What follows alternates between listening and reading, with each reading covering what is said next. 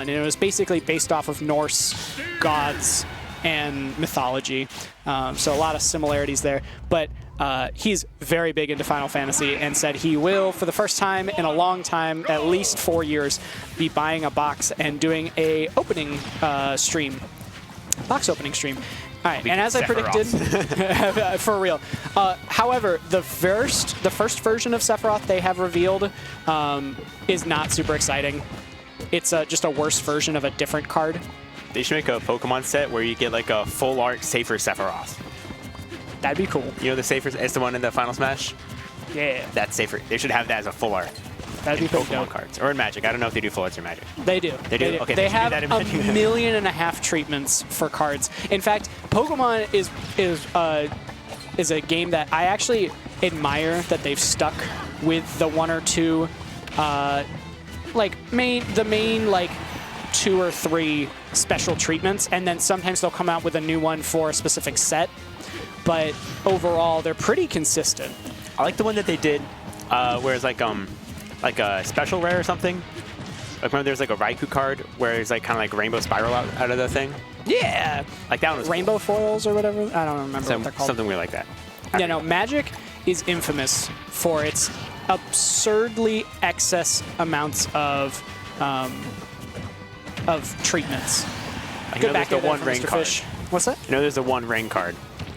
Rain card? The ring? Oh, the ring. Yeah. Oh, God. That card's just really good. It's an expensive card, too. I actually opened up a foil copy of it, which was, at the time, which is probably still hasn't lost a ton of value, but I did trade it away. At the time was worth $140. Wow.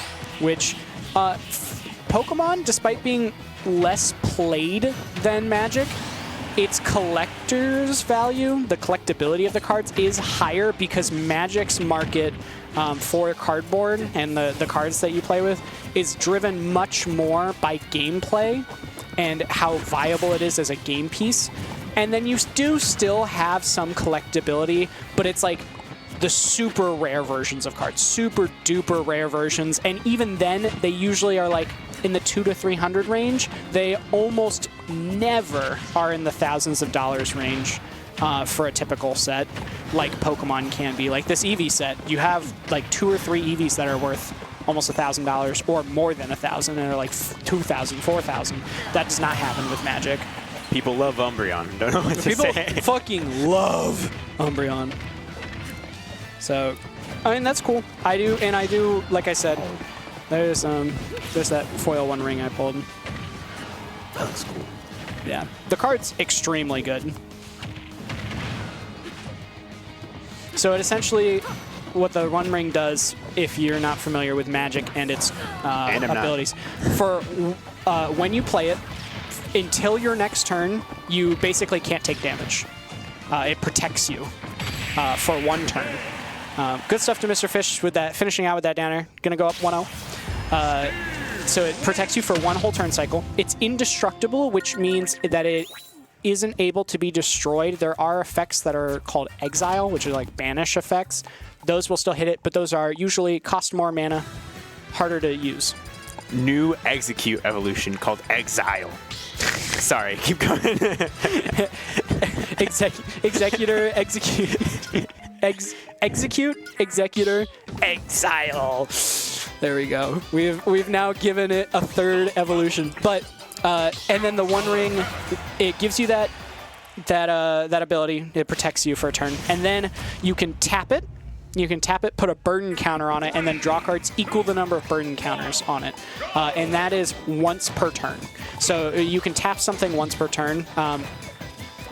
And that does count, like, it doesn't count, if you use it on your turn, you can't activate it until it gets back to your turn.